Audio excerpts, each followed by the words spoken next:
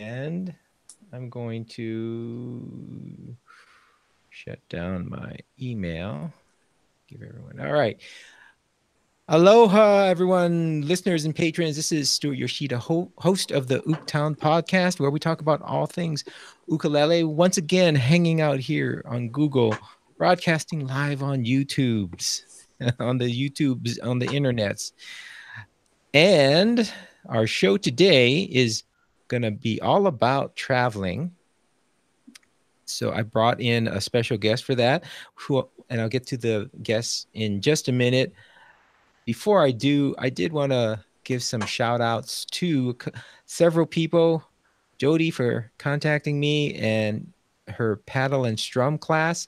I'll put that on there. It's called Paddle and Strum. Believe it or not, it's a class she teaches on how to paddleboard and also play the ukulele at the same time. So as you can imagine, she uses waterproof ukuleles. Sounds like a lot of fun. Although if you bring a regular ukulele, I don't know how much fun that'll be once you take the ukulele home. So Jody, she's going to start her own podcast too, by the way, but it's not going to be about ukulele. It's going to be, I believe, about being a barista. I don't know, but it sounds interesting. Jody, if you're listening, when you do your first podcast, send me a link and I will include it in the show, in a future show.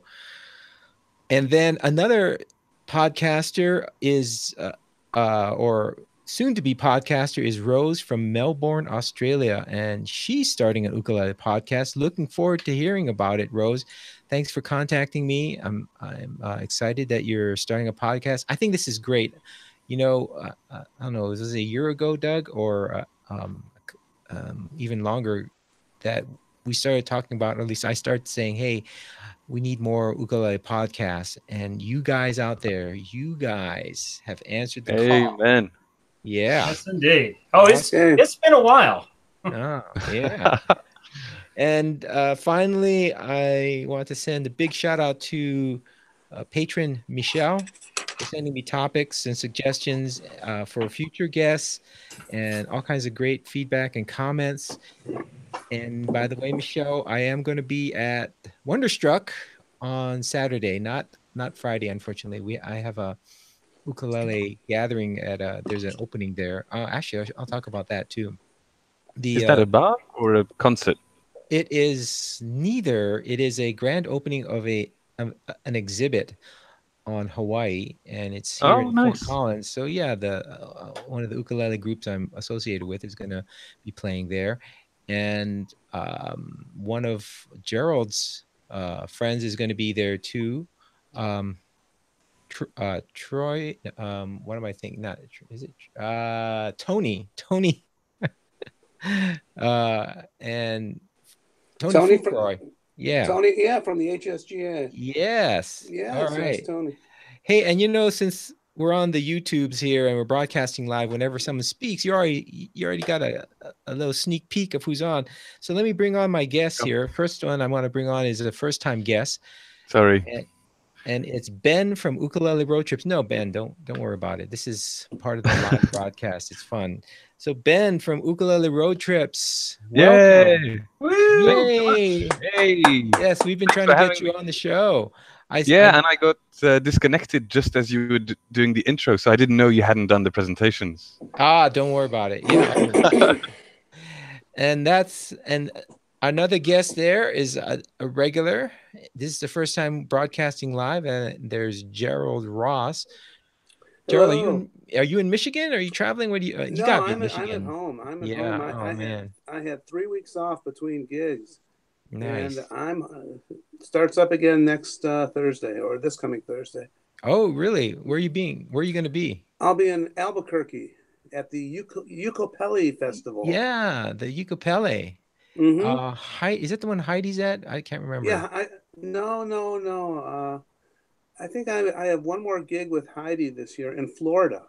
Florida, okay. Yes. Awesome. At the what's the name of the Strumming Man Festival in Panama City. Man, I love that. Strumming Man. Yeah. Not Strumming Mad, Strumming Man. Yes. I'm so angry. Never strum mad. Never strum mad. All right. And Oh, you're writing that one down, Stuart. oh yeah, I like it. That might be the title. Doug and my co-host Doug Brown. You saw him. Yes, indeed. He's back in his regular gig, regular studio haunts after doing the guest appearance from the I keep forgetting where My dirty office at the National Western Stock Show. National.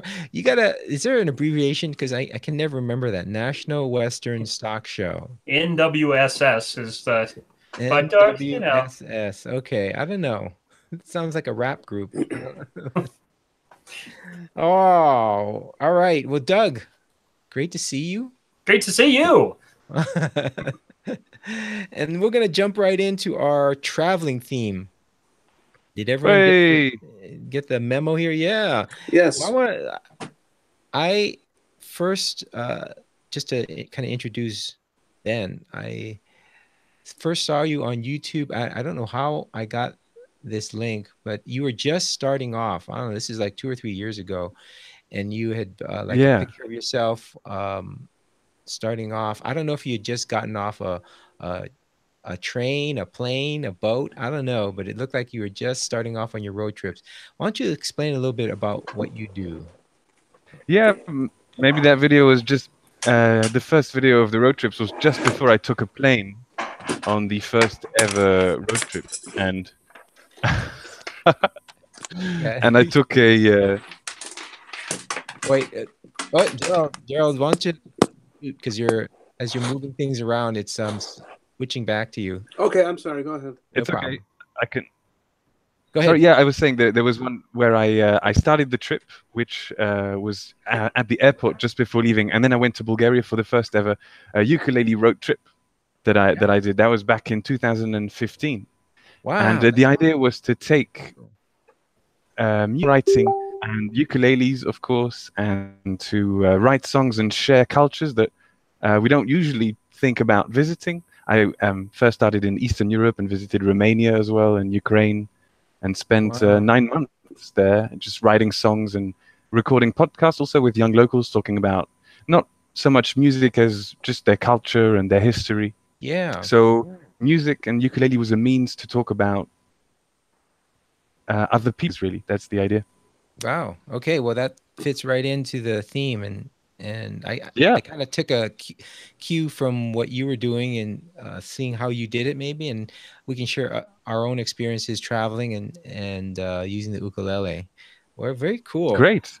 Absolutely. Well, The ukulele for me is it's the ultimate traveling instrument. So I'm happy to talk about that. It's my favorite subject, actually. One of my favorites. excellent. And so you just decided to do a podcast on that, and are you still doing it? I haven't checked lately. Yes, but I have to be traveling, so I'm not traveling all the time. Right. And the last one was in Iceland, in Reykjavik, the capital of the very cold island between here and America. I mean here because I'm in France right now. I don't know if that's why I'm in pajamas, because it's 9:15. Oh, okay. It's 9:15 there. Oh, okay. So London time. Oh, I see. So you're even further east, so to speak, from, because London time I think it's just past 8, I believe. It is, yeah. Oh, yeah. wow. So that was the last one in Reykjavik with the 2 descendants of Vikings, but they're not that regular because I have to meet people, and so if I'm not traveling for a while, then they don't. Yeah, they don't happen. Okay. So well, yeah. They have to be abroad. Unless you're, independently wealthy and whatever, and maybe you are. I don't know. You don't have to share that, but yeah, maybe someday I'll be, definitely. Yeah, who knows? I just think that's great that you spend the time to do that. I mean, is it independently funded? Did you get funding from I don't know, some other benefactor? No, but when I was in Bulgaria, I did sell about 6 Bulgaria albums, and that got me, how much? Probably $40. So $40. that kept me going. Big money. Yeah, I mean that kept me going for a couple of days. So yeah, awesome. Well, if if you do have a link to your um albums and things, because I'm pretty sure you publish those, right? Well, as a Yeah. matter of fact, the links to his podcasts are going to be in the show notes, and you can go to iTunes and get Ice Fire Gods, and then the end of that was cut off, so I don't know what the last of that was, but it's right there for you in the show notes. Very good. Thank you, Doug. Great. Dougpedia. Dougopedia. Ooh, that's another good one. All right, we'll have to. We got. Yes, I actually got the idea of doing a podcast because I was listening to a football podcast, and then I thought I should do this, but with stuff that I love, and I Right. love traveling and writing songs and discovering foreign cultures. And then I thought, well, why don't I do all of this? And then I got a backpack and 2 ukuleles and a plane ticket. And that's how it started, really. See, And we gotta get you sponsorships from like one of those ukulele case companies. No, I'm serious, because they have great cases, but they're expensive.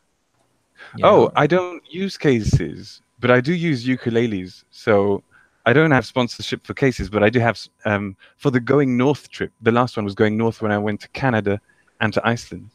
Are you not in Canada yourself, by the way? Are you Canadian? I am in Doug? the United Stuart? States. I am not Canadian, but that's nice that Oh.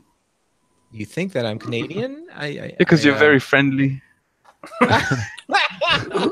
No, obviously no, these are, Americans are just. I haven't done a road trip in America. I've just done one in Canada. You should come to America. Yeah, I mean, We're not friendly at all. No. You know what's That's not true. that if as long as you stick to the ukulele groups here and go on the ukulele trail, I think you meet a lot of friendly people. I think that's which is what I was going to mention next. Go ahead. I'd be excited to meet all sorts. I think I'd go to, I don't know, big. You have big barbecues and Harley Davidson meetings also, probably. So all the spectrums of, Well, Doug meet all Doug's kinds group of. meets at Moe's Barbecue. When's your next meeting at Moe's Barbecue, Doug? For sure, the November meeting. That's our food meeting. Thanks to American Thanksgiving, and so that's in November. And always, if you go to Moe's, you have to try the banana pudding because it is fantastic. You know, when I went to the Denver Ukulele Festival, Doug, I did try the banana pudding, and it is good. And I think I bought it as a package deal. One of their specials. It was good. I had the coleslaw. I think I had the brisket. Anyway, good stuff. Well, the nice thing is they give you 2 sides, and you can get banana pudding and banana pudding, which is what I always do. So, right. Oh, wow. Wow, double portions. Oh, So you have ukulele and food and cooking in your podcast. Then I did that in Iceland too because I was doing songs, but then because it got night so early, I also decided to start doing a cooking show in the van very good. that I was driving around Iceland. Yeah, from this company called Cuckoo. So it's called the Cuckoo Cooking Show. Yeah, man, I bet you could get It's some very bad. sponsorships with your what you're doing. I'm surprised that no one has approached you yet. It's like, I'm sponsored by these ukuleles called Cloud Music ukuleles. What? I'm sorry, Cloud Music. Cloud Music. Wow. It's like, all right. Yeah. So they've been helping me out with the travels and with the lessons that I'm doing also. Yeah. Excellent. There you go. Send us a link to them.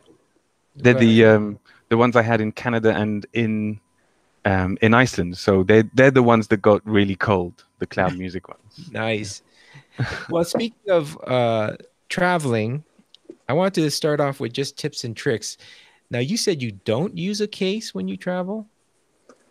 I don't. Wow. I don't actually. I don't at all. Oh, wait. Well, the thing is, I prefer not to, but the way that I travel is I have a big backpack on my shoulders, and in the front pocket, it's a bit like a kangaroo. So there's the main backpack, the tummy pocket of the bag at the front, or at my back. So then I shove the soprano in there without a case, and it's just always popping out. So if I'm walking around and I need to take it out, I can ninja style grab it from behind, just like your and I've got it in my hand. Exactly. Yeah. And then I have a bag on one of the shoulders with the tenor soprano. So Okay. in Eastern Europe, that was an Oscar Schmidt one. Yeah. It's very nice. And then, of course, in going north, the clown music ones. So I had Wow. sort of I always travel with two soprano and tenor. I think it helps me to write different kinds of songs, also to have different instruments. So you kind of That's just put it on your backpack and you pull it out as needed. Is that what you right, do? right, right. Wow. I actually Okay. quite enjoy them getting damaged and getting yeah.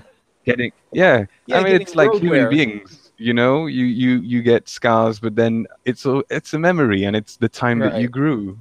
You Right. know, Okay. it's like All us. right. So I can look at a little blue ukulele and go, oh yeah, that's the time that it fell on the floor in Odessa in southern Ukraine by the sea. You Wow. know, Now, oh this is when you played sorry, the yeah. ukulele in the nature baths in Iceland, did you injure that one? Yeah. You must have got a Waterman. You ever heard of the Waterman ukuleles, which are the waterproof Oh ones? right, yeah, the ones. Well, actually, this one it's not officially waterproof, but this is the actual one that I had in the video, and it's still fine. Wow. Actually, you can see Wow. there's the carvings that I got done in the Reykjavik art school by a young Viking. I say Viking, but I mean they don't murder monks anymore or anything. But they're But descendants, they're right? very nice. Oh, okay. Nice Vikings. Descendants, yeah. So, and this is a drawing of an island. So this is the one, and it's Wow. still all right. Wow. All So I right. can, Okay. yeah. See, it's interesting to get that Who perspective. knew? And then we're going to jump over to Gerald, and we'll talk about what you recommend for by the way, before we leave Ben here, no, I mean, just when I say leave, I mean just don't go anywhere. But what do you do when you fly by plane or train? Do you also just keep it in the backpack, or do you have a case for that? What do you do there? Yeah, that's a bit tricky because I fly with a tenor and a soprano and my backpack, and I didn't want to put anything at all in the stomach of the Check-in. plane. Yeah, Yeah, yeah. so I want to keep everything with me, even my backpack that's a little Right. bit too long. So uh, f- I just kept it all with me, and I shoved it in the. You have to put it in these really small squares to make sure that they go through. But I don't know. One of the techniques is to pretend you're doing it, and then the person will stop looking, and then you pretend like you've just done it and put it back on your back. So that's what I do, and then you try and get through. Nice. Yeah, it doesn't always work. I remember getting the spikes for my tent confiscated going to Norway one time, but that's not music related too much. No,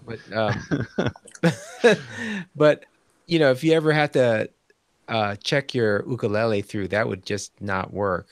I mean, no, you do especially if you don't have a case. I mean, yeah, I would be so worried that they would say, "Oh, I'm sorry, you're gonna have to put that in the we're gonna have to take that and check it through." We try and avoid that. No, usually. Yeah, usually the fact that a ukulele is so cute, it's like if somebody's walking around with a pet rabbit, they just go, "Aw," and then just wave you through. It's like, "Oh, it's a tiny guitar and it's pink or blue or something." And so It's they so just say, cute. Go bring it in through. All right, that's Oh, can you play Somewhere Over the Rainbow or something? good That's what they strategy. usually That's say. a good strategy. Yeah, play for your passage through. I like that. Or you could say that it's your emotional support ukulele that Exactly. get the little thing around it and say, well, especially trained to keep me calm. Yeah, I heard you had those in the States. I've been hearing the jokes about it now. So. We have emotional support ukulele. That's great. That should be a thing. Well, they have music therapy, and I think that's a really great thing. But that's a whole different topic. Anyway, let's skip on over to not skip, but let's jump on over to Michigan. Let's jump on over to Gerald, because I know he's also a road warrior, and he's got lots of miles and battle scars. So give us your perspective on how you travel with your instruments, Gerald. Okay, I usually travel when I have a air gig and where I have to go somewhere on an airplane. I travel with a tenor ukulele in a case, and I also have my lap steel. and basically it was a custom-made gig bag for me. Mhm. It's just a very long, thin rectangle. You know, that's how it's shaped, Mhm. and it's canvas. I put both of those instruments over my back. The here's the case I use. No, it's a canvas. It's a soft case No, then? no, no, no. This is for the uke. Okay. Yeah. Are people seeing this on the? Yep. Oh, Oh they're seeing. yeah. Okay, here's my case. Uke-tone. It's It's you got the polycarbonate No, no, graphite, no, no, no. This is the graphite superhuman. that case Yeah. is made out of. It's made by the Hoffee Case Company, Hoffee, and they're based in Joliet, Illinois, and they make carbon fiber cases. Yeah. And Wow. it's an amazing case. It doesn't weigh that much, and if you look up their YouTube videos of them, advertising their products, you will see videos of them driving a car over the case, of them Right. putting a guitar in one of their cases, driving in the back of a pickup truck and throwing the case out at 40 miles an hour. Wow. And it Okay. really protects the uke. I was in the Czech Republic playing in the end of July, and I was walking down one of those old cobblestone streets, and the uke fell out. I mean, it fell off my back or something, but it fell probably 4 feet, hit the cobblestones, which are very hard, and put a scuff in the case. But I opened up the case, and the uke was safe and still in tune. Wow. Oh. So I Okay. dropped the case many times, and I'm very happy with it. It's not cheap. No. No, the cases sell for $800. Wow. Oh, wow. Right. It's like 8 That- times my ukulele. Yeah. And Right. luckily, the case, the Hoffee case, their uke case is either a uke case or a mandolin case, and depending on yeah. you send the dimensions of your instrument, and they customize the interior. So like a flat. I'm very happy with it. Wow. And Yeah. the other case for the lap steel guitar is just a soft shell canvas case. I threw in some pads, you know, and I just walk onto the plane with both of them.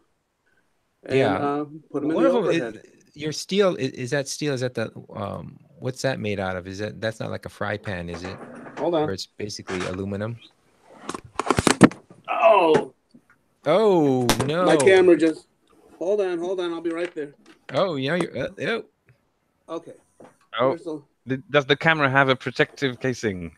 There's my lap steel right here. okay. Oh, wow. That's one of the oldie but goodies. Yeah, it's from 1954. It's a. Is that 1950 Bakelite? No, it's some cheap, whatever wood they could find. Oh, okay. All right. So And- now, so you go from Ben, which is basically, we'll call it commando. Basically, no cage, over to Gerald, where you have carbon fiber, almost as good as vibranium. You know what vibranium is? It's not as good as vibranium. Come Well, on. it's second best. Listen, if Captain America in a pinch, he would probably take Gerald's ukulele case and use it. No, Yeah, he used adamantium, and that's the next step down. So come on, Right. let's stay Vibranium, real here. Adamantium. All right. So the thing is, it's the nice thing about the case is that even though it's custom fit for my Hive ukulele, which I travel with now, the Hive Hornet ukulele, all of my other ukes fit into the case. Okay. They kind of wiggle a bit, so I throw some socks in there to take up the space. But it's a very versatile case. And Wow. I'm also, so that uke, the Hive that I use, that I carry in the Hoffee case, I've taken a plunge into the dark side. I've strung that up low G. Oh no! I know. Low G. I've No, gone over to the low G world, but I've been playing low G for years, Gerald. there are still some songs that sound good that can only sound good on a high G instrument. Yeah, absolutely. You try to play them on a low G and they sound dumb. Yeah, They just sound stupid on a low G. So because I travel with two instruments, I've got the uke and the steel guitar. There's my two carry-on allowance on all airplanes. So Right. I haven't been traveling this entire summer season. I have not been traveling with a high G ukulele, but I have a solution arriving in the mail within a couple weeks. I signed up to get one of those new carbon fiber ukuleles made by the Kloss Company, or Close Company, KLOS. And so it's a carbon fiber. It'll be showing up in a few weeks. When I was playing a gig in Washington, D.C., one of the people in the audience had one of these carbon fiber ukes that I'm getting. And I played it, sounded fine, sounded good enough. You know, it did not sound like a wooden instrument, a high quality wooden, but it's good enough for the road. And it's got a pickup in it. And once you put it through the PA system with a pickup, it's fine. So my plan for that is, because it's carbon fiber, I don't need a case. So I'm just going to take that carbon fiber uke and throw it into my suitcase, put a bunch of T-shirts around it and everything. And there, now I can travel with 2 ukes and a steel guitar. Okay. Wow. I'll report back later to tell you how it worked. I think it'll work. You know, if your suitcase is of any quality, you know, I think the biggest thing is going to be compression. You know, getting it squashed between stuff. Oh, you mean like when you have it crushed down, like the 2K with the compressor? What? No. Sound guy joke. That's from an audio engineer. Yeah. All right. I've got a compressed uke here, actually. It's the one that I sat on in Iceland. Nice. It was on the van. Compressed. I sat and I compressed it right here where the I can see that. in. And because I sat on it, basically, it was a very obvious, you know, accident that can happen. But actually, the cool thing is that it's giving me extra rhythm now. You can see if I'm strumming like this, my fingers will hit on the wood here because it's caved in here. So I can just strum like this. Ow. Like, and, you know, play all sorts of cool rhythms. And, you know, it's like I've got a drum now and a ukulele.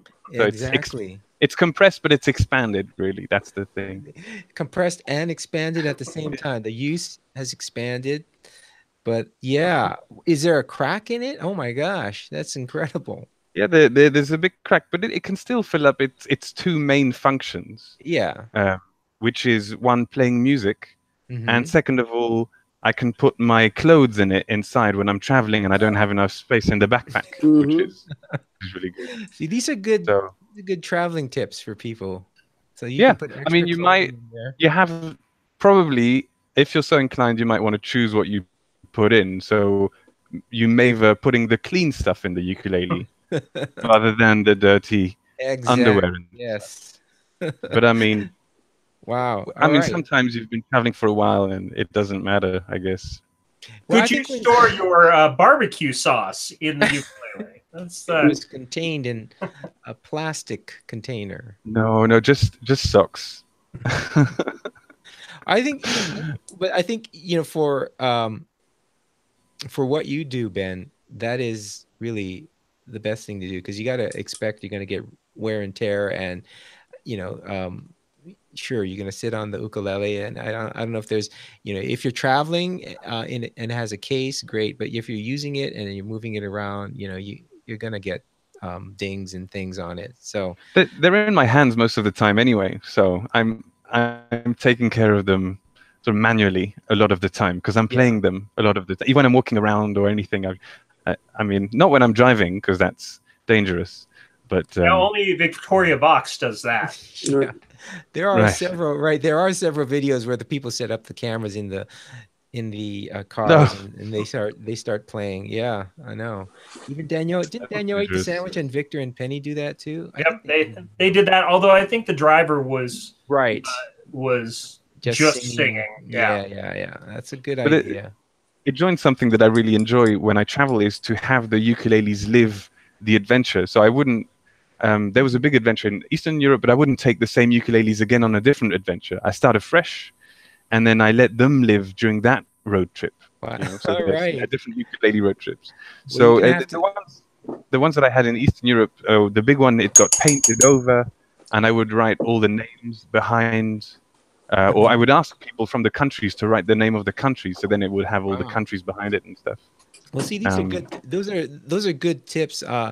So you kind of bring your an autograph or a memorabilia ukulele, I'll call it. Right. It's so that they're then defined by that particular ukulele road trip, and then they're the ukulele of that adventure. Right.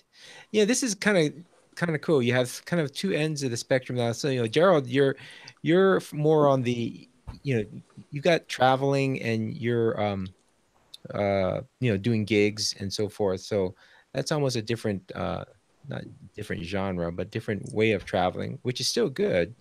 And then Ben is more on the adventure of actually the ukulele being part of the, I don't know what you want to call it, part of the scene or well, one of the reasons I have good quality cases and good quality instruments is that when I'll do gigs that are 2,000 miles away from home, and many times the gigs are in small towns.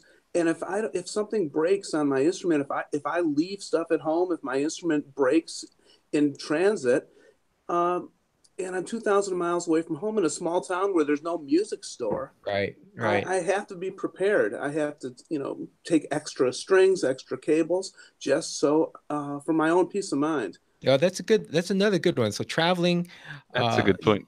You want to bring extra, and especially when you're a traveling musician, for that's your living. Yeah. Speak, that can happen. But yeah, I broke a string just one time actually, and it was in Ukraine, in a city called Lviv, and it's the only time something broke, and it was the A string. Wow. But I remember vaguely, but it's because I was strumming really, really loud and singing in a bar and hitting the ukulele on the table to make the drums. Because I had this whole thing where I needed to stay, and then I improvised this song to this girl with a group of friends, and then it involves all of a sudden, and so everybody was hitting on the tables, and I was too, but with the ukulele, and that's that. But that's the broken. I think ukulele is great to travel with also because it's really low maintenance. The ones that I've had anyway. But you need to be sponsored by a uke company that can supply you with 6 or 7 ukes a year. I think they should go back to the cloud company and ask them for more ukuleles and just say, hey, I'm traveling. I've got 6 trips coming up. I need 6 more ukuleles. And you can you break one, you just do overnight shipping, have them cover the shipping costs, and you're all set. Yeah, absolutely. And if you want to find out more about Lviv, the link to that will be in the show notes. Nice. But I'll tell you something funny about traveling with the uke. There's a couple of things that happen to me. Whenever I'm walking through an airport or I get on the plane with the uke on my back, people always say, "Oh, is that a violin?" Yeah. And I say yes. I always say yes. I don't want to explain to them. Otherwise, you're gonna have to play somewhere over the rainbow. Right. I don't want to. I don't want to have to hear jokes about Tiny Tim or do you play a real instrument? So when they say, "Is that a violin?" I say yes. I'm in a symphony. Well, see, if you wear a Slayer shirt when you're walking down the concourse with your ukulele, nobody asks. That's the other way you can go with that. But there's a couple times when I do admit that I have a ukulele. It's when I cross international borders and I'm talking to the border guard trying to get into a country, and they're usually quite gruff and quite businesslike. They go, Why are you here? And I say, I'm here to attend a ukulele festival. And as soon as they hear ukulele festival, 9 times out of 10, the border guards smile and they laugh. And they go, okay, they just let me go ahead. Yeah, they go, yeah, you're not a threat, so you come on over. Is that and like I've also talked my way out of a traffic ticket because of the ukulele. I was in a van heading up to the Ashokan Ukulele Festival from the New Jersey. What is that city in Newark? The Newark airport. We got off the plane in Newark. We were heading up north to near Albany, where Ashokan's located in the Catskills. And I was in a van with me, Ben Hassinger, Sarah Maisel, and someone else. I can't remember who else. Craig Chi? No, it wasn't Craig Chi. This was before they were married. I can't remember, but there was we had like 4 or 5 uke players from the circuit, all driving in his van heading up. The cops pulled us over in New Jersey, and Ben was driving, and the cop said, "Do you know that you were following too close to that car in front of you?" And Ben goes, "No, I don't know." We were driving in Ben's van, had Michigan plates on it, and the guy goes, "Well, that's a very big offense here in New Jersey." And we said, "Well, we're just ukulele players heading to a festival." And we said that to the cop, and the cop started laughing and smiling. And he said, "Okay, just be careful in the future. You just let us go in." Wow. That seems like a great way of doing that. So Ben, have you what has been your experience like on border crossings and things like that? It's been fine. I just show my passport usually. If I'm not an illegal alien, most of the time it goes all right. Actually, I tried to get into the United States during my going north trip. I was by the Niagara Falls, so that's Uh-huh. I tried to get in the States, but I forgot my passport. So they that's got not me gonna through. But then I had to wait in their office for an hour and a half, and I don't know, they were being very suspicious, and then they got me to go back on the bridge Canada without an hour and a half later, without having seen the Niagara Falls from the other side. So that happened. But then I got arrested on the Canadian side because I was trespassing, and I went over the safety barriers or something by the falls. Anyway, but then after I got taken back up from where I wasn't allowed to go, the policeman was really friendly, and I interviewed him for my podcast. So that was really nice to have some insider information about what it's like to live in Niagara Falls and being a policeman there. So that was nice. So I guess it's not only the ukulele, but if you come to people and show them you're interested in them and their culture, oftentimes people are receptive and they're happy to share what they're about and what their story is. Oh, interesting. Well, I think that's great too. And just to say that you want to interview someone for their podcast, and that shows a lot of interest in it. And but did you ever use a ukulele as a way to get out of these situations, or is it mainly just? No, mainly it was, as I mentioned, it was trying to get a place to sleep. At one point in Lviv, that was the hitting the table thing. So involves a ukulele. And no, I guess it's a wonderful tool, not necessarily to get out of situations, but to actually make situations happen. In the sense that if you're just walking with your hands in your pocket, sometimes nothing happens. You're just walking through the street. But if you're playing the ukulele, all of a sudden somebody comes and asks you, "Oh, what is this? What is this tiny guitar? It looks like it's for elves or something." And then so you explain, you play a couple of songs, and you meet people. And it's like the emotional support bunny. It just makes everybody smile, and then you meet people and you engage with people. Yeah. I often said it's like traveling with a puppy. That's what the ukulele is for me. Nice. So everybody goes, "Oh, can I hold it?" And then you start talking, and then you can meet people and learn more about their culture, about their dancing, cooking, all very interesting stuff. Now you did some traveling in Eastern Europe. Is that in? Yeah. And I would say in Western Europe, quote unquote, which I'm not clear on. I would consider France, those countries along the coast there. Are they? How is that compared? In terms of ukulele, because it seems like around there's a lot. There's almost as many ukulele festivals in Western Europe as there are in the United States. It seems like sometimes. But really? I don't know. I'm not invited to them, so I don't know. Really? Well, I'll have to get Mary Agnes on here.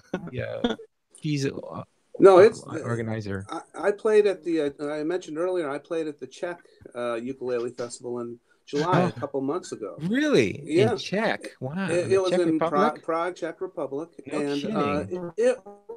The uke is huge there, and it's not just baby boomers. I mean, people of all ages are playing the uke, and they all showed up for this festival, and it's very big and very friendly people. It was a lot of fun. It seems to do that. I think it's automatically, you know, kind of that it attracts it. Things projects an aura of friendliness, I guess, or invitation, and it doesn't seem very threatening. Maybe I don't know.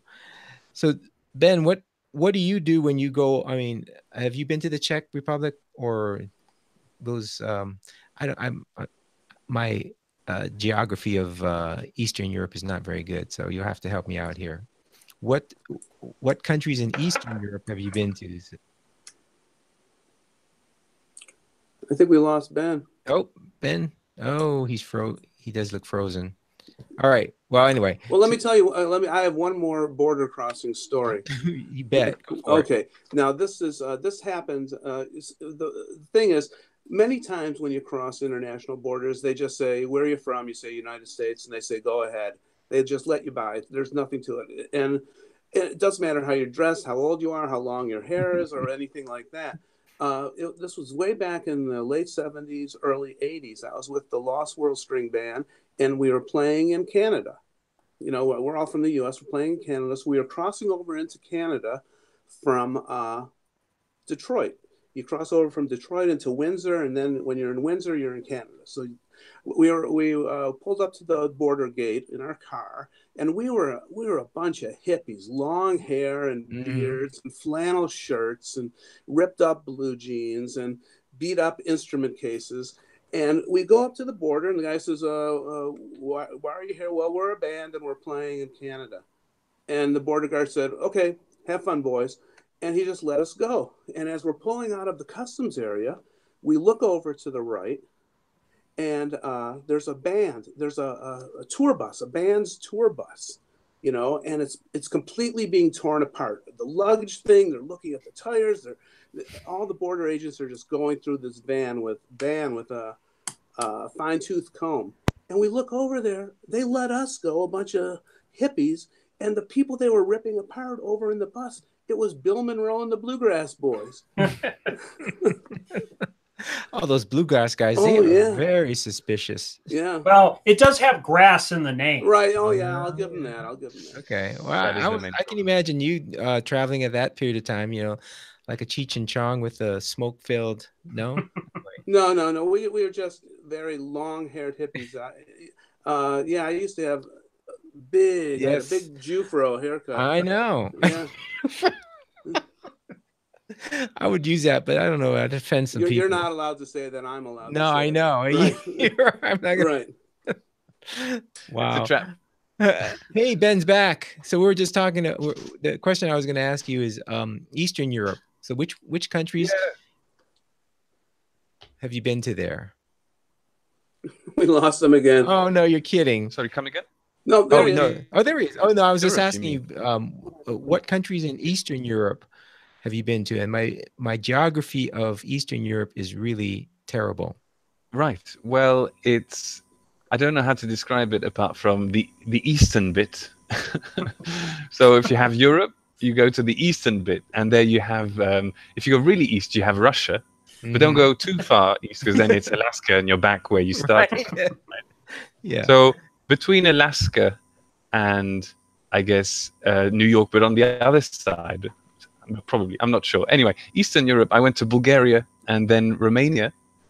And then I went to a little country that even Europeans have never heard about, called Moldova.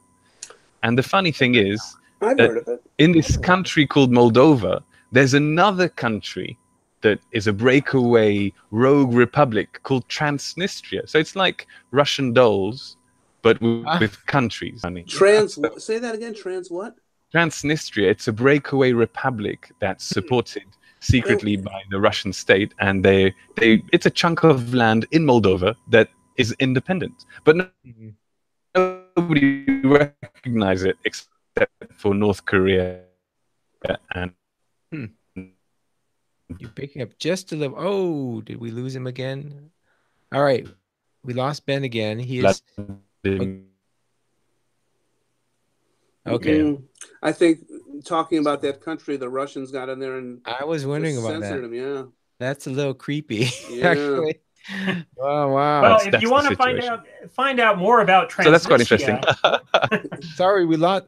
Ben, we lost you a little bit there. Your connection dropped. So you were talking about this little country. Secret Service. No, I'm joking.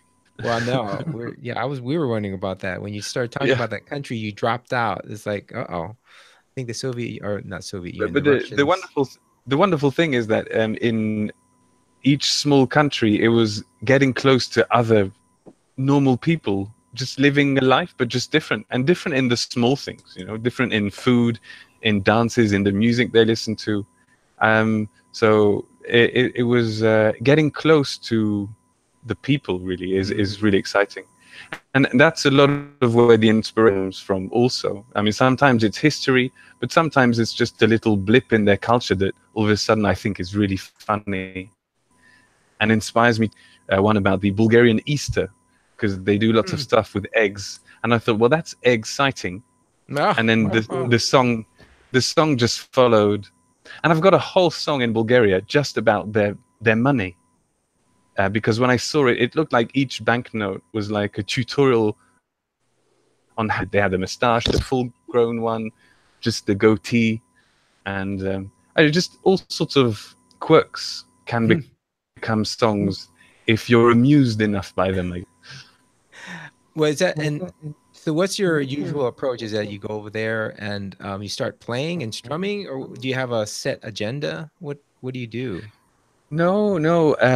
I just land there, and then it's different every time. Sometimes I get to know them, and then I get some people that are more knowledgeable together about their own history, or that are excited to talk about their culture. I record a podcast, and then I just travel, walk around, play the ukulele, and then sometimes something will just really pique my interest. So in Romania, for example, the stories of the kings like Vlad Tepes, which is he's called known as Dracula, but the original one, not the vampire, the king one. So he's got a whole song about singing that he's not a vampire, and he's really annoyed. And who are you calling a count? And all of that. And then he's telling his story via a song and a rap. So it's things like this that all of a sudden I'm excited by sharing what's true. So I wouldn't sing about vampires if I don't meet any. Well, except I didn't meet any eagle gods and giants in Iceland, but I still sang about them. But that's because it's really present in the culture. So I've got a song about it. Eagle giant, about a murderous clan half-troll leader who throws his nephews in a ravine. Wow. Things like this, entertaining stuff. Sounds a lot like Lord of the Rings kind of stuff, and or Game of Thrones. Wow. Yeah, it's very Game of Thrones. I don't know if somebody gets thrown in a ravine because I haven't watched it, but similar vibe.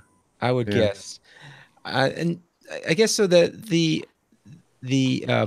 so have you gone to any ukulele festivals? Oh, right. Yes, I really should mention this because the very first stop on the Going North road trip, which was Canada, Quebec, and Iceland, was actually at the Uke Fest of the North in Quebec, which is sort of capital of French-speaking Canada, if you will. Okay. And in Quebec, I was invited, and I had a gig there. And then that was the starting point for my whole adventure through eastern Quebec, Gaspésia. And then I went back to Toronto and then Iceland again. Okay. And so because you're a French... So I've been invited to one ukulele festival one time. So I'm very happy about it. We'll mention you too if Mary Agnes is able to join us. We'll mention you and maybe but there's a big one in there's tons of them. So Gerald, which one are you going to go to? Have you next week or this Thursday? In any on Europe? In Europe, where have I played in Europe? I played Grand Northern. Did you do the Grand Northern? No, I did the Ukulele Festival of Great Britain. Okay. Which is in Cheltenham. I think they took a year off and they're back on. I'm not sure exactly what's happening with that festival. And just last year, I played the Ukulele Festival of Scotland. Yes. Oh, very nice. And I also, this year, I played the Czech Ukulele Festival. About 6-7 years ago, I played the Sevilla Ukulele Festival in Spain. the first and only annual Sevilla Ukulele Festival. Wow. So it was a one-time thing, and I was the headliner and the Wow. X. And the So what? it's every I year, was the one year. ACTS. Oh, axe. Go ahead, Ben. Oh no, I was just saying it's an annual one-time thing. So it's every year, No, one year. no. Every 1 year. The first annual festival was the only annual Right. festival. So it's Yeah. every year, but 1 year only. Is that? Every year. Yes. Okay, I'll agree with you on that. I'll allow it. What do you say about that, the judge over there? Yeah, so there's I think there's a lot of them. With oh, by the way, we had Zoe Bestel on, who is English with French heritage, and you're Oh, French. sounds familiar. Yeah, so she was at the Scotland Ukulele Festival. Did you meet her, Gerald? No. She was sorry. she was at the Czech Ukulele Festival 2 months ago. Okay, but she was at the Scotland. Yeah, but the Scottish one was huge. There were so many people there. Really? Yeah, there was.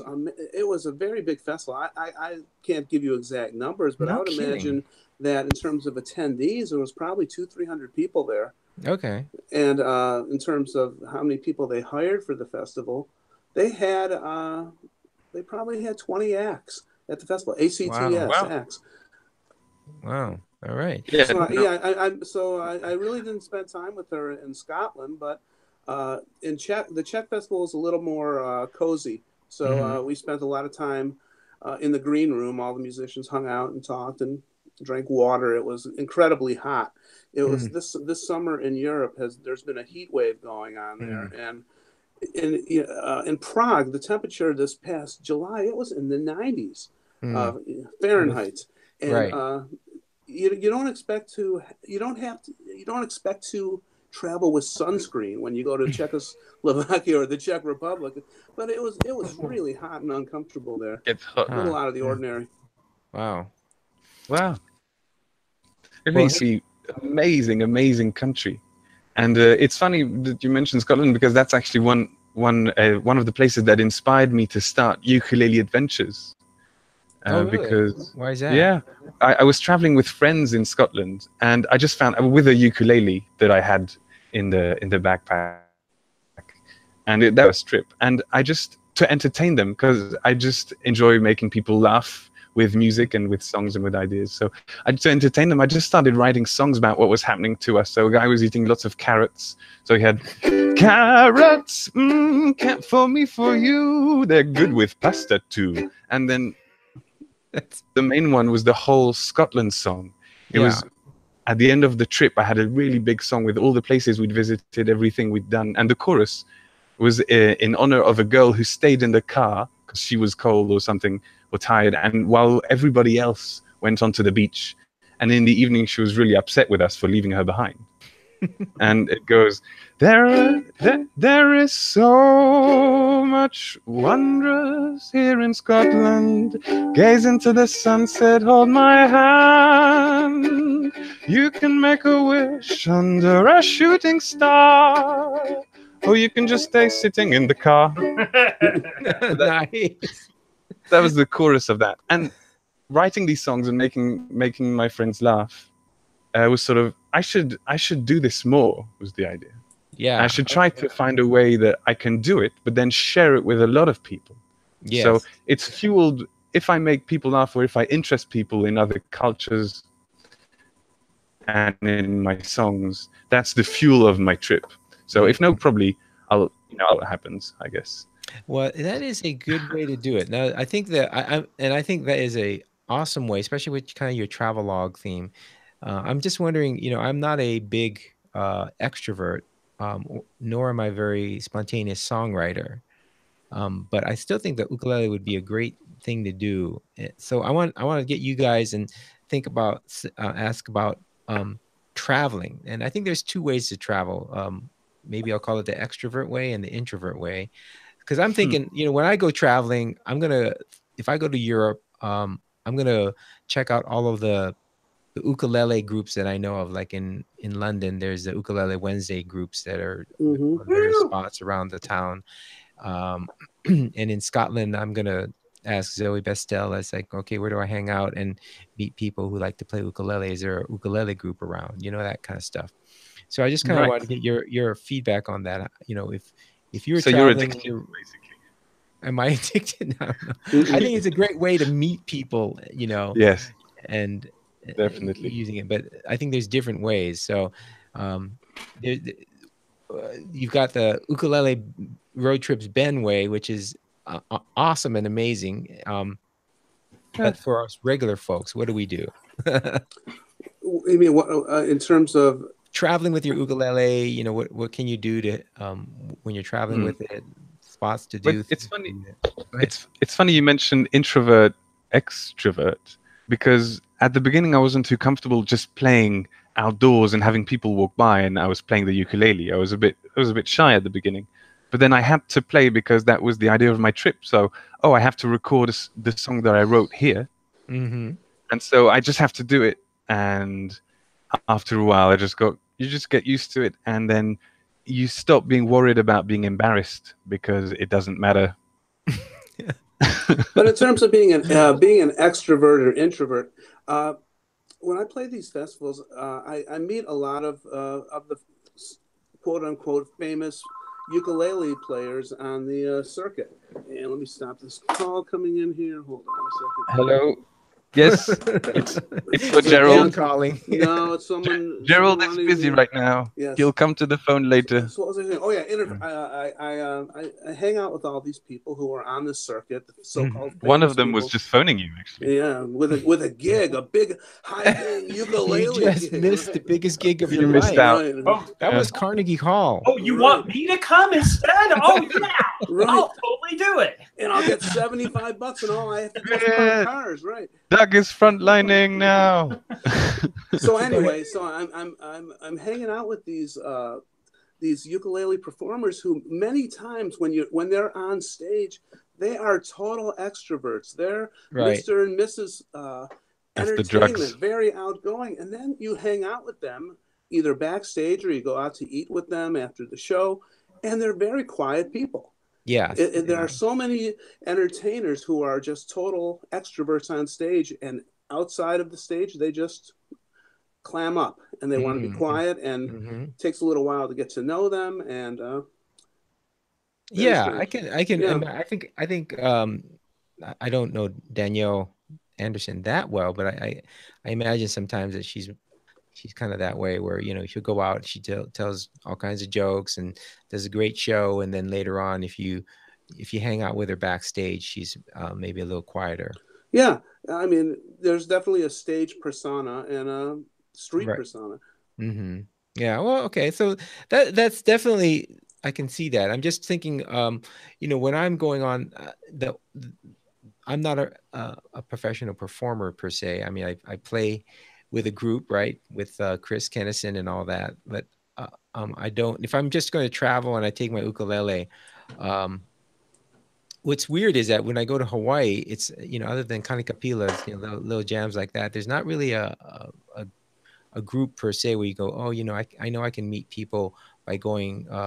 Let's say I was going to Los Angeles. You know, the first thing if I wanted to hang out with other ukulele players, I would ask Heidi or Craig Chi or one of those, or Sarah, like, where are the ukulele groups meeting, and join up those ukulele groups. I think that's a great way to do that. In fact, Doug, isn't that you occasionally get people from out of town?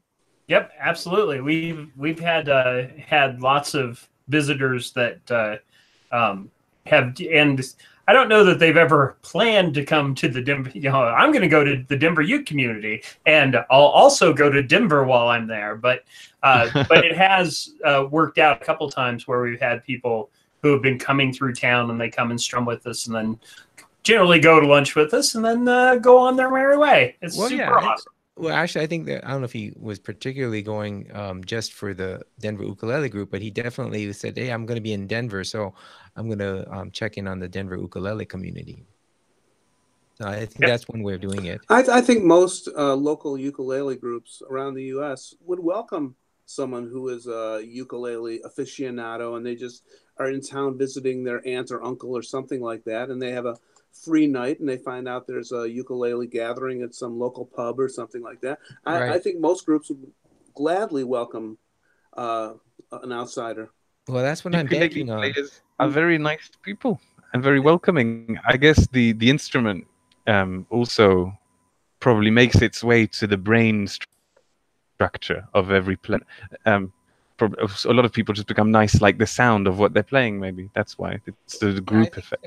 I do, and I think it's very conducive to group gatherings and playing sing-alongs and that kind of thing. And I think your idea of if you don't worry too much about the ukulele, you have a good solid ukulele that you travel with. I think Solidish. Unless you have the big bucks like Gerald and you get a carbon fiber ukulele. One that you can take to the battlefield. That's right. But I mean, I think bringing it out, I don't know if I would be comfortable doing that. I'm just not that much of a performer. What you could do is just play it while you're walking down the street, and then you're going to be really, really uncomfortable for the first 2 months.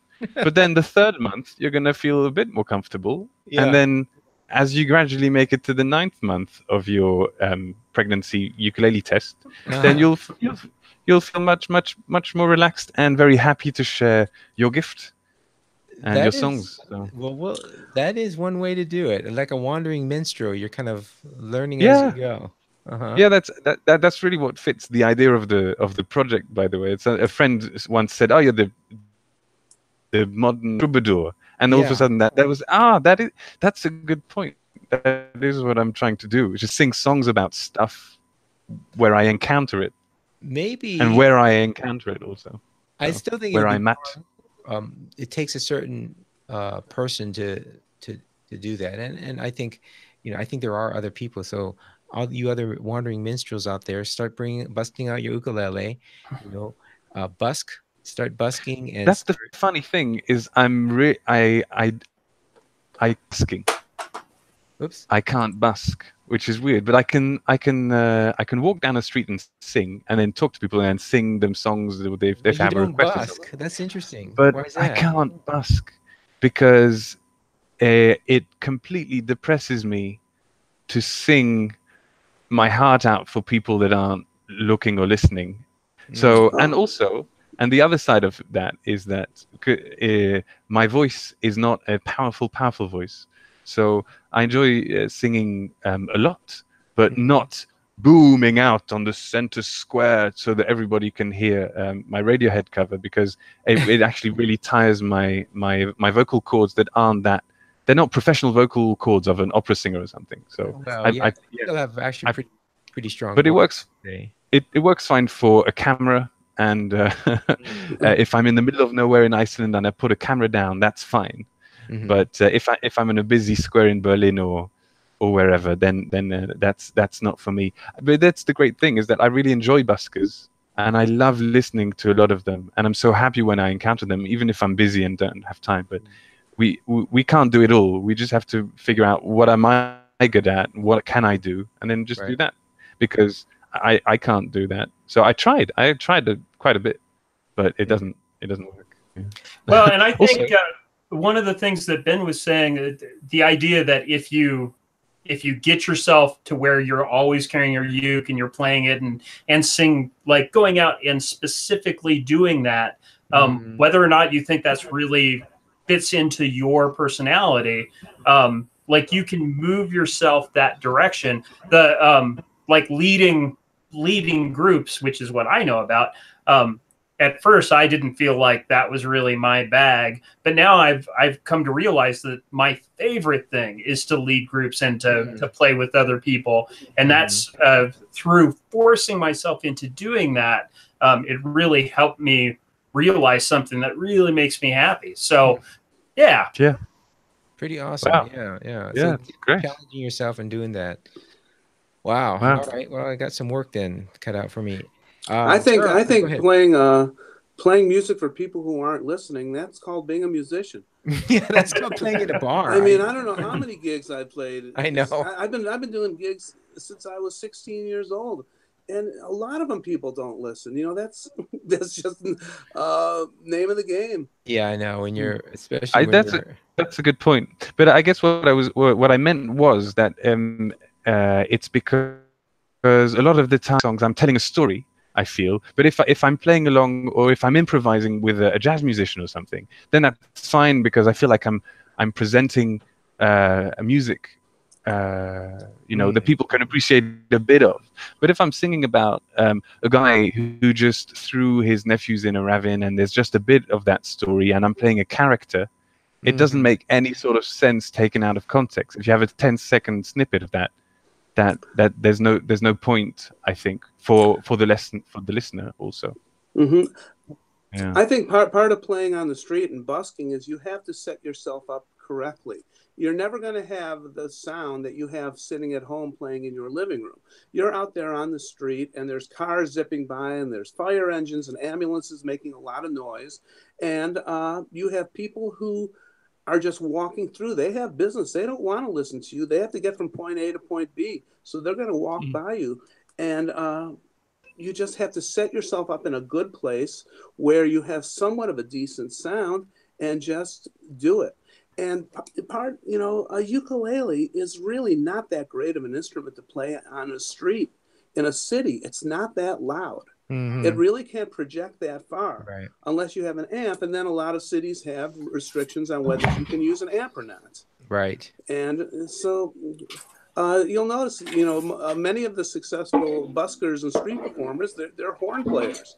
They'll have a little trumpet or a saxophone, and those things are really loud. But strumming on a nylon string instrument is kind of tough in a busy, loud area.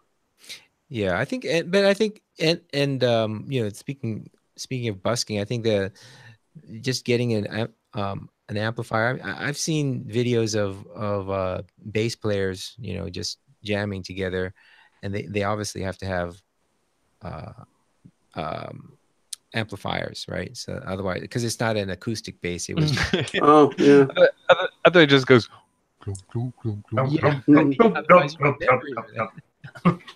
And you go, what? I said, what? Yeah. Right. So when you're busking there, that's a different story. Well, let me. I'm getting off track here because I think I talked about ukuleles, Traveling, yeah. So just going out in the street. I mean, that is a definitely. Maybe I'll try it sometime. I know that whenever someone is coming out here, I've had a number of people contact me and say, "Hey, I'm going to be out in Colorado. Where are the places to go and to meet people and so on?" And they're ukulele players, and I always recommend, "Hey, go to the Fort Collins ukulele group or the Boulder or Denver, and go down to the Denver Folklore Center for sure."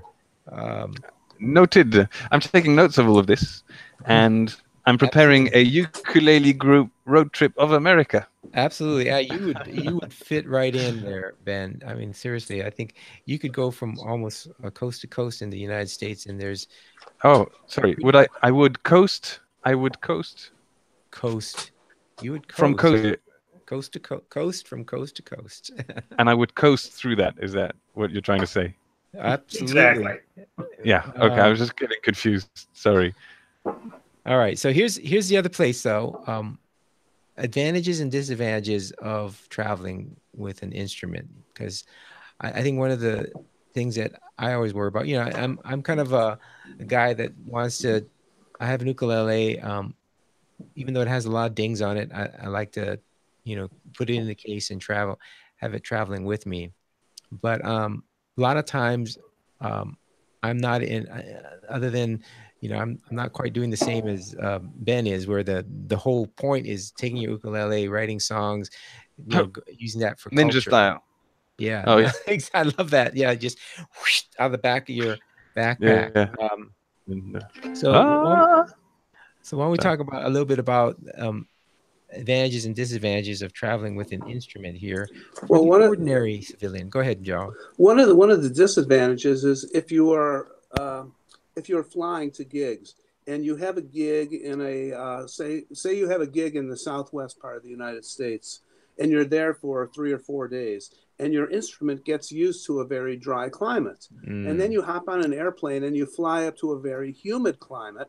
Right. Your instrument is going to suffer because of that, and it'll take a day or so for it to get acclimated to the 90% humidity, and also vice versa, going from a very humid area to a dry area.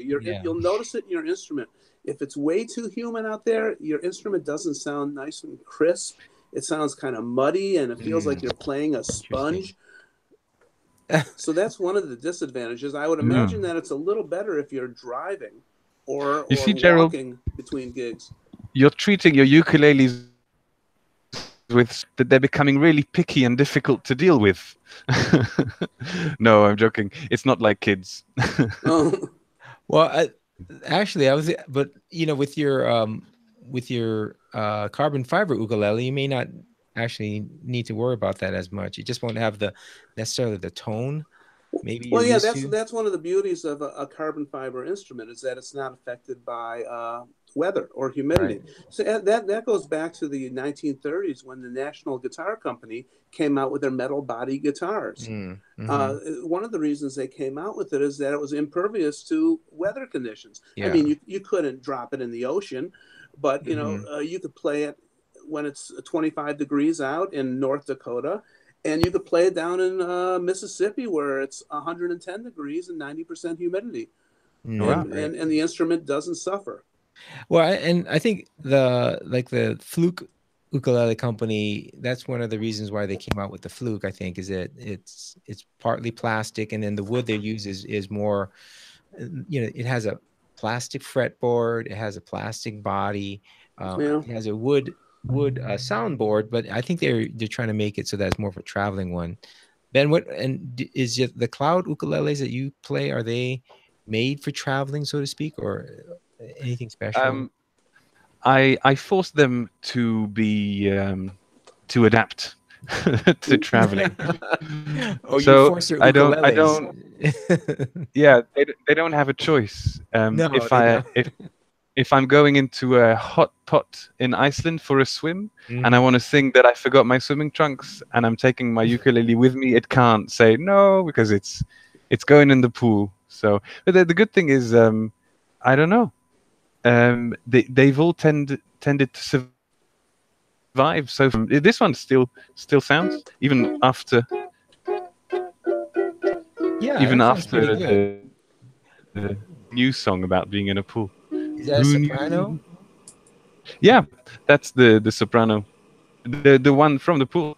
Who knew that on this globe's coldest isle? Sounds the same to me than earlier on. So yeah, well, you got a great singing voice. I think there's got to.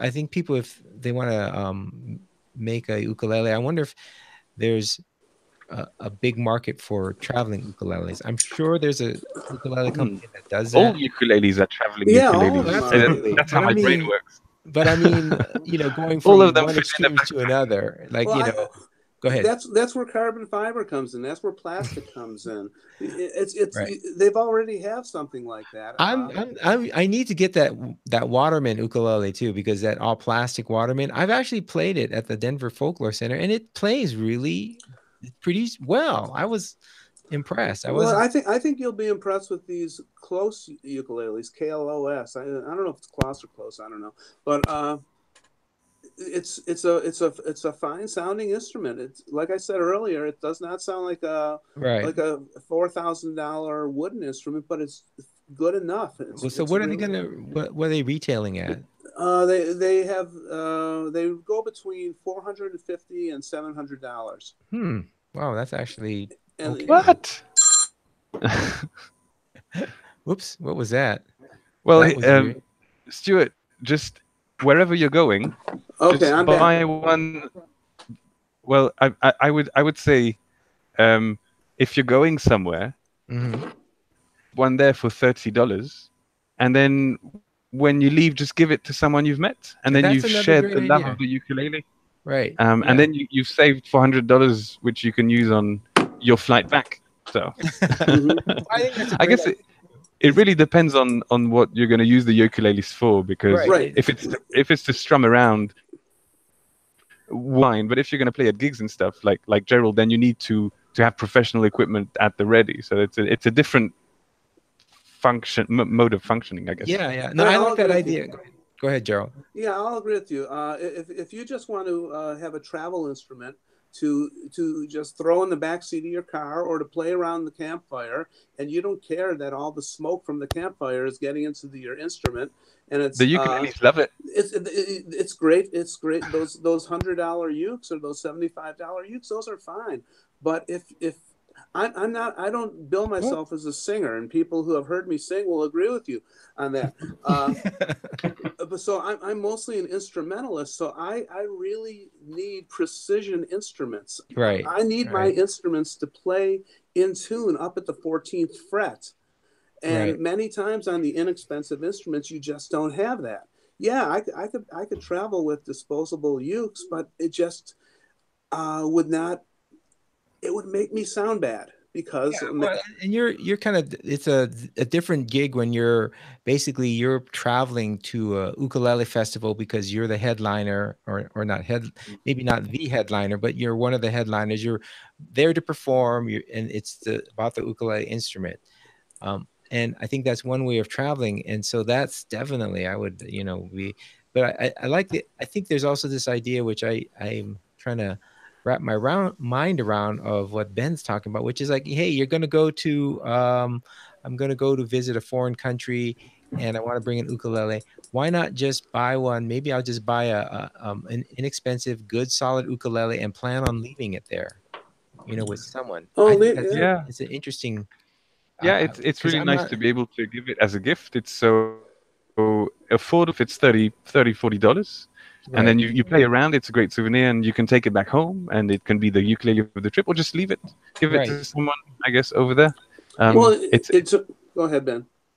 It's lovely because it's so accessible for everybody. It's like this tiny little stringed cute instrument. Everybody will be thrilled to have one. So nobody's gonna, take that ukulele. They're gonna go, oh, nice. But that is kind of cool. If you travel with say you travel with inexpensive ukes, and you travel with 5 of them to a very primitive culture. You're not traveling to a major city of the world. You're going to some place which is quite like Provo. Oh! And so you go there, and and if you leave your instruments there, and they've never seen a ukulele or a stringed instrument, you don't know what's going to happen. You are planting a seed in that culture, which may take 200 years to grow, and you might be influencing their entire musical genre.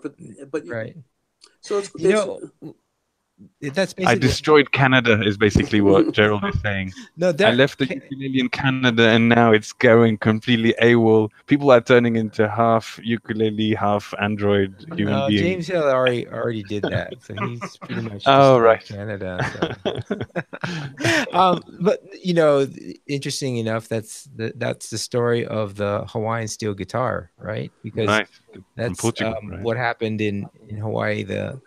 The Paniola Cowboys left their instruments in Hawaii, and then it got transformed into slack key, and then eventually into steel guitar. So there you go, 200 years later, and here we are, slack key and playing steel guitar. Well, I think that's, but I like that idea of if you're going to go traveling and you want to be in the culture and you want to meet people, bring some ukuleles, and maybe the inexpensive ones. You're not. I wouldn't be just buy it there, or you just walk around with one. One is fine, and you can. It's really easy because you can just go like this and say, "Here, now you strum," and then that's great. Person goes, "That's so cool." Oh, that's a great idea too. Nice. There you go. And that's very good to people and help them learn to play. Yeah, you fret it for them, and you just say fret it. Say play a song for me. Yeah. And then you can sing on doing the accompaniment. So All right. that's All right. Well, it's pretty cool for them. Well, let's talk about. I'm gonna switch topics. This is the last one I had planned today. Really good discussion going on this. Let's talk about a couple things. What are some of the best and worst moments traveling with the ukulele, and then maybe any best places you think to go to for ukulele playing, or just in general from your travels. Who wants to start off? So, best worst moments, and then also best places to travel with an ukulele. What do you guys think? Do you have an idea about that? Have you been traveling with your ukuleles yourself? I actually would say that I think Colorado is actually a pretty good place. We've got lots of ukulele groups. Oh, they're high on music, are they over there? Oh, oh yeah. I read the news. Oh yeah. Well, no, we're green. Yeah, that's here. what we're famous for. Oh yes, we're one of the states. Ukulele and marijuana. And my favorite community college is in Colorado. What? Which one is that? There's so Well, many. it's fictional. It's fictional, but it's called Greendale. It's from a show called Community, but it's a community college in Colorado. So Is that right? Greendale. it's a very important place in my heart, even though it doesn't exist. So We'll have to you can take a ukulele there. Yeah. There you go. I think Colorado is actually pretty good for ukulele, just because we have good ukulele groups. I think there's communities. I don't know southern Colorado Exactly. much. Like I'm sure there's groups in Colorado Springs. I just don't know about them, or Pueblo. I don't know. So, Well, I'm thinking ahead, of when you travel with your ukulele. You could travel anywhere with it. That's one of the beauties of the instrument. It's so portable that you always have an instrument with you, and whether you play by yourself in your hotel room or on the street sitting on a park bench, or you meet up with other people in groups, it's just By a glacier. It's the ultimate travel instrument. It's true. Yeah. Anywhere with human beings really is a great destination. If there's human beings there, bring your ukulele. Yes. If you're alone, that's also a great way to to enjoy the quietness. So anywhere is great with an ukulele. Yeah. Anyone in a particular that or stories that on the road you guys want to share? What kind of stories? I don't know. Ones that we can safely broadcast without a. Oh, there was Without a warning. in Ukraine. There's a wonderful initiative. Actually, I'm not sure if it's still going on. But they have this yearly thing called Ukuleles for Ukraine, and Nice. and I went there because I was traveling from Odessa in the south of Ukraine. Through the middle, the war bit is the eastern bit, but I was in the middle bit, so I didn't need like a special case to protect my ukulele from the bullets or anything. Yeah, and so then it's not Crimea or anything. No, and then Crimea is actually all right now, but the fight anyway. I went to a couple of orphanages. I got taken there because Ukuleles for Ukraine had contacts on location, so I got driven in this old Cold War Russian car. It's like a tank, but with nothing in it, with no guns. And we went to these orphanages, and the kids were just so happy just to see a ukulele. They'd never seen one. Right. And you're dropping out. Mm-hmm. Well, just to be able to hold it. Oh, I can read lips. He said that Doug Brown is awesome, and Jake Sherman Hear someone is play awesome. it to have a ukulele lesson. Oh, Ben, we're getting every other word. Oh, well, so I'm gonna kind of. Is he back? No. Oh, I see. It's when I talk to. It's weird. Yeah, that is. It must be dropping when because of the overload on the bandwidth. Well, but that just when he mentioned it, I thought, oh, that's a great idea. Is that when you go to a place and you bring an ukulele, look for volunteer groups or groups that are playing like for kids or for different areas for whatever. That would be makes them so happy. Yeah. Well, yeah. Also, having the uke with you, it introduces you to other musicians as well. Not just ukulele groups, but other musicians. I went on a family vacation around 12 years ago with my two sons who were probably teenagers at the time or whatever. And we went to a resort in the Caribbean. Oh, wow. And I walked in. Caribbean. I had my uke with me, and when I was checking into the hotel, we were checking in the hotel. The guy says, "What do you have there?" I said, "Oh, I have a ukulele with me." He says, "Oh, we've got a really good band here. Maybe you could play with the band." And I said, "Yeah, sure, that would be a lot of fun." But he was serious about it. This was a band that was playing in the evening, and they weren't playing uke tunes. They were playing popular tunes of the day. They were playing Willie Nelson songs, and they were playing dance tunes and disco songs and everything like that. and I, luckily, I had a pickup in the uke, and I sat in with the band. And they let me. At first they saw the uke and they thought, "Oh my God, this guy can't play." But then I started to play, and they knew that I had chops. And I said, if they had charts, I could read the charts and play along with the band, and we had a great time. There you go. I didn't get paid. I didn't.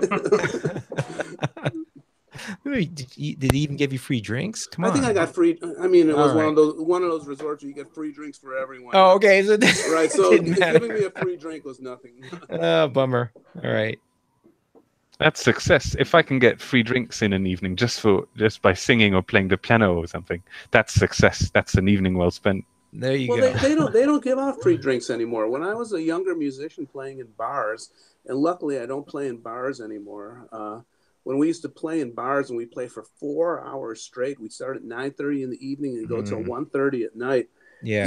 Standing up when people could still smoke in bars too. Oh yeah. It was terrible. I forgot where I was going with it. To the bar. To the smoking bar. I forgot what it was, but those smoky bars when I was playing in those, it was terrible because we'd be on a stage, we'd be elevated 4 feet above the audience, and people were smoking away, and so we're in a cloud of smoke for 4 hours, and I'd play the gigs, and I'd come home after the gigs, and my girlfriend, who's now my wife, I'd walk in at 2:00 in the morning, just smelling like an ashtray. Yeah. And she would say, "You're not sleeping with me tonight until you take a shower and burn those clothes." Yeah. And we're not talking about sex. We're just talking about sleeping next to each other. Yeah. So it was pretty bad with the smoke, but I forgot what I was going to say before that. Those were the good old days. Yeah. So something about the resort. I can't remember. Free drinks. Oh yeah, that was the point. When I used to play with, it was a common practice back then in the 70s and 80s for the bands to get free beer all night long. Yeah. And so that doesn't happen anymore. No. I wonder why. That is an interesting point because I've been played different areas, and they don't serve drinks anymore. Is it getting too expensive? I don't know. It's interesting.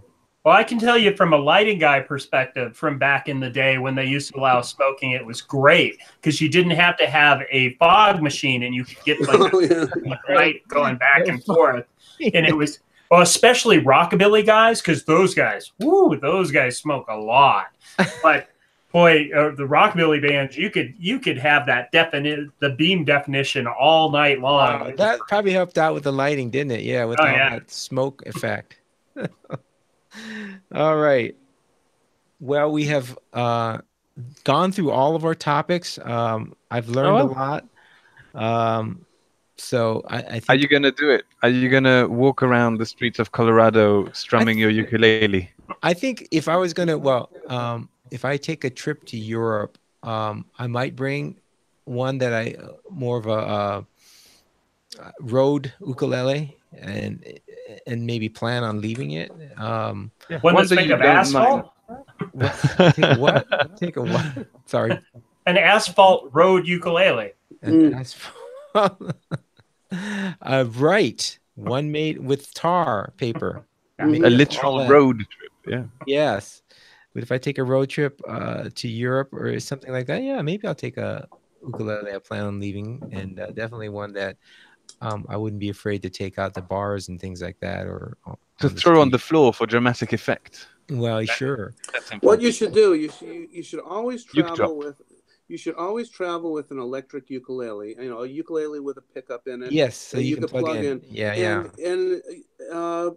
But if you go to a place where there's no electricity, like out in the woods, your electric ukulele is not going to do you any good. So it's, Right. at that point, it's good to have a steam-powered uke. All right, steam-powered uke. Nice. But I mean, on a practical sense, that is actually, I'm gonna bring 2 ukuleles, one of them with the pickup, which I do have, and then maybe I'll get a Waterman ukulele or another ukulele that I can leave behind. So that's what I'm taking away from this. Nice. Great. Doug, That's anything good. for you? What are you going to take away from this? Where are you going? Well, see, that's the thing is with the kids being so busy now, we haven't traveled in forever. And although every You just went to that visit your brother or your cousins or whatever up in North Dakota. Oh yeah, well, I took a bunch of ukuleles with it, like, of course, but and that was great. Boy, the fish just love the ukulele sound. They're just they're all down with that. You put it under. You put a little underwater speaker, and you. Mm-hmm. Oh, the sea bass ukulele. Exactly. Well, or lake fish ukulele. Actually, did you take ukulele with it? Because that's like a resort or something. Not a resort. What do you want to call it? A family road trip place. Oh yeah. Well, and yeah, we played ukulele a bunch up there. So. Yep, it was great. What so was it? Go ahead. Was it mainly family, or did you have friends, or what was it? It was mainly family. Okay. I wouldn't have kicked anybody out of if anybody had wandered over. I wouldn't kick them out, but yeah, it was mainly just us. Yeah. Well, Doug, where would you go? Where would you go, Doug, if you could go on any road trip with a ukulele? Let's see. I would go to the Greendale Community College. Greendale, nice. Yeah. That's where I would go to play the ukulele. Yeah, very nice. It sounds like this. I've even learned the background music. Sorry. Oh, anyway, as you were. Copyright. No, hopefully they won't kick us. It's kind of weird. No. I didn't play it accurately at all. Don't worry about it. YouTube doesn't. It's too short a thing. YouTube doesn't care, but when I put it on iTunes, they care. I don't know why, because YouTube makes their money. Yeah, they do. There's all the licensing for you. There's a couple times where some people get takedown notices, but in general, YouTube's really good about it. But especially if the Apple staff all listen to the OokTown podcast, then you might be on their radar. So. Right. Exactly. I don't think I'm that popular, but I think there's some automated things, and they go, "Oh, Stuart, you just did copyright violation." All right. Well, all of you ukulele players out there, start bring your ukuleles on your travels. Yeah. And if you, Ben, where's your next travel going to be? Oh well, I did the blue trip in Eastern Europe, and the trip in Canada and Iceland was the grey one. So I'd really like to do a green one through South America. Yeah. Maybe, I don't know, like a yellow one through Africa, a red one through Asia, or yellow one through India would be really nice. So I haven't got a definite one as of now. Now, why do you color? Sorry, I may have missed that. What do the colors signify? Is it anything in particular? Oh, well, the adventure works with road trips. So it's not a country, it's a road trip. It's an adventure. Yes. And so the first one was the blue one. I had a little blue ukulele, and all my clothes were blue, most of them. Okay, got it. And in Canada and Iceland, I was dressed in grey all the time. Nice. And that was the color of the trip. All right. And so I can do sort of a color per continent was the original idea. Yeah. Okay. And the original idea Europe in one go. But it turns out it's really, really big if you're traveling really, really slowly. Mm-hmm. So in 9 months, I did a bit of it.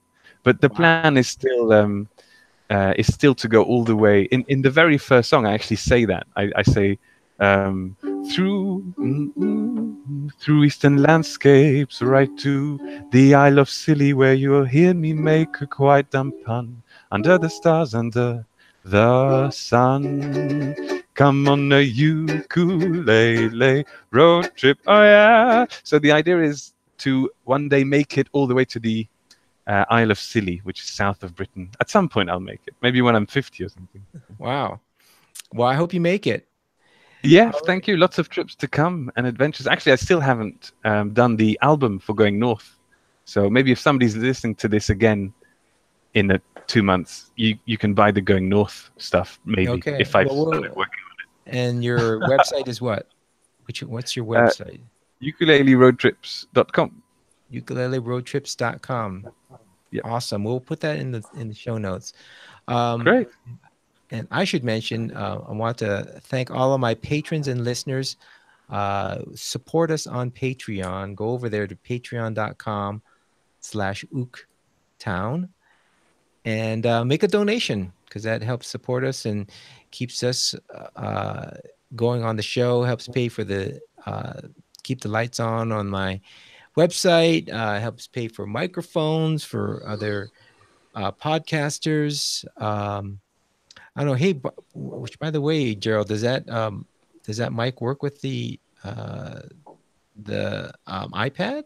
No, that mic works with the PC. Yeah, so you're using it. Okay. Actually, I think you can use that mic with an iPad. It might work. I can. It's a good mic. Thank you. Yeah.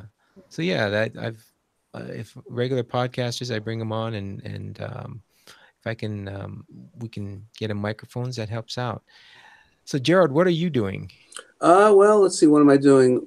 I just released a new YouTube video over the weekend, and it's awesome.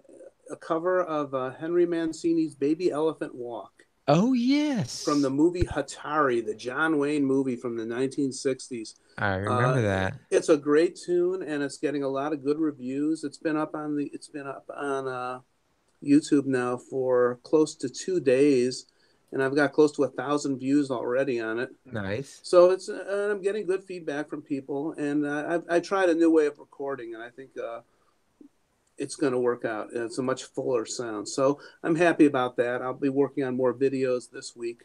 Coming up, I'll be in Albuquerque at the Ukulele Festival this coming weekend, the last weekend of September, and then I go out to California to visit my brand new granddaughter. And I'm very excited about, I've seen her many times, but it's another visit. Every time we visit her, she's older and smarter and cuter. So that's the first weekend. Then I come back and I fly down to Florida for the second weekend in October for the Strum and Man Festival in Panama City, Florida. And Heidi will be there, Heidi Swedberg. Yeah. And Taimani will be there. Yeah. And a bunch of local Florida uke groups will be performing as well. And that's the second week. Then the last week of October, I'll be in Eugene, Oregon for the Uketoberfest. And the theme of the Uketoberfest this year is swing music. So we're going to put together Casey McGill from Seattle will be there. Big swing player, great singer, great entertainer. And we're doing a dance on Saturday night, a swing dance. And Casey's putting together. Yeah, he's putting together the band. I get to be a side man on Saturday night. I just get to play my instrument and let Casey be the band leader. I don't have to. I can just have fun on Saturday. That is nice, isn't it? When someone else takes care of all that, gives you the charts. Yeah. Yeah. So he's the band leader, and then that is my last gig. For the last road gig for 2018. Then I have some local stuff in Ann Arbor. I always get around Christmas time. I get some corporate gigs where they just want. Oh, you're kidding! Wow. Oh yeah, they just want background music. They want background holiday music, and that's another gig where no one listens to you. But they're usually, but they're usually very high paying and they're close to home and they're usually fun, good food, and the people smell good, and it's a nice thing. People smell good. That's important. It really is for a gig. And then this winter, I'm going to be working on an instructional book about the various chords I use and how to. My whole thing when I teach people is I try to tell uke players, you guys are working way too hard. you're trying to do all of this stuff, and I try to get them to simplify their style, and they sound much better than trying to do very complex things, which many times don't work on the instrument. So I'm going to be working on a book of the favorite chords I use, how chords go together, and how you go about arranging a song. So what's your favorite chord? My favorite chord is the one I'm playing at the current time. But I'll tell you, actually, on the uke, I'd say diminished chords. Mm-hmm. Diminished chords sound so beautiful on the instruments. Diminished chords, you can play a diminished chord on any instrument, a piano, guitar, banjo, whatever. But when you play it on a uke... Not the triangle. You can't do it on a triangle, though. You can. You have to just... there's only 3 sides. You could do a half diminished. Or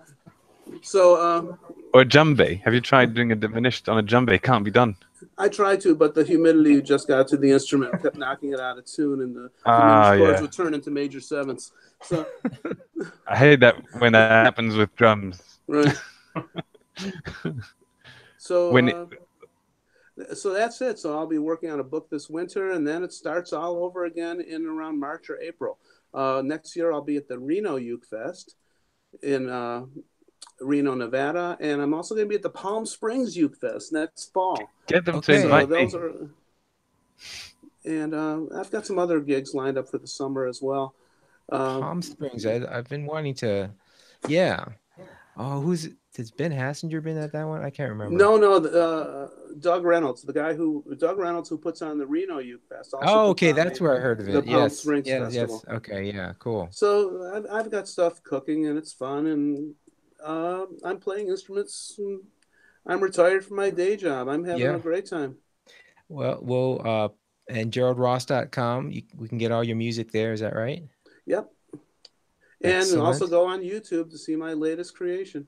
Yeah. Is that an instructional video, or just the Elephant Walk is going to be just a song performance? On my YouTube channel, I have 3 instructional videos, which are free. Basically, an introduction to swing ukulele. Mm-hmm. And I have like 100,000 views on those or something. They're very popular, and but those are only 3 instructional. The rest of them are performance videos. Well, the link to that, the Baby Elephant Walk, will be in the show notes for this podcast. So, thank you, Dougipedia. Doug, man, actually, my favorite. Besides Diminished, I would have to say it would be the what is it with the sharp 5? Was that an augmented 5th? What is that, Gerald? Well, what you're talking about? Augmented 5th. Yeah. If you put a couple more fingers down, you'll get a really cool minor chord. All right. Anyway,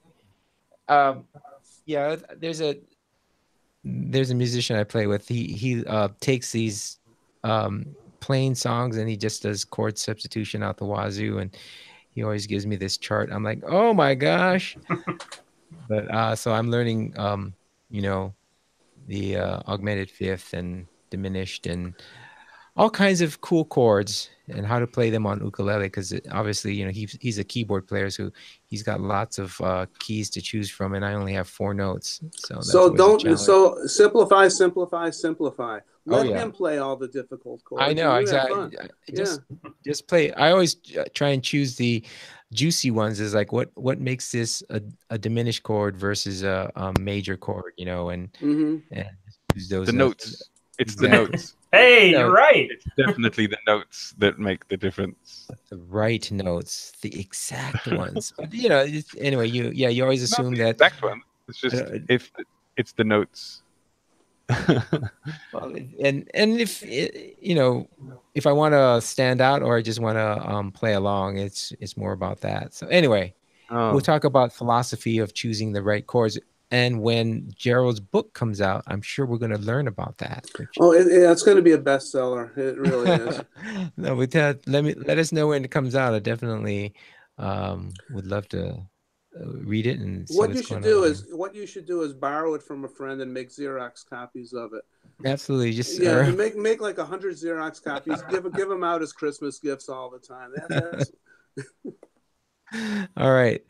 Doug, what's going on with you as we Well, wrap up? my Wrap this favorite chord is the one that goes from my uke to my pedal board. That's my favorite chord. Nice. Thank you very much. What color? It's red. You know. Nice. Very nice. Then I'm going to be working on a book coming up here too. It's all about this giant robot that's playing ukulele and trying to save the world. It's going to be great. And if you buy 2 copies of Gerald's book, you get mine for free. Wow. So you got that going for you. Hey, How does Doug, that we work? should do it.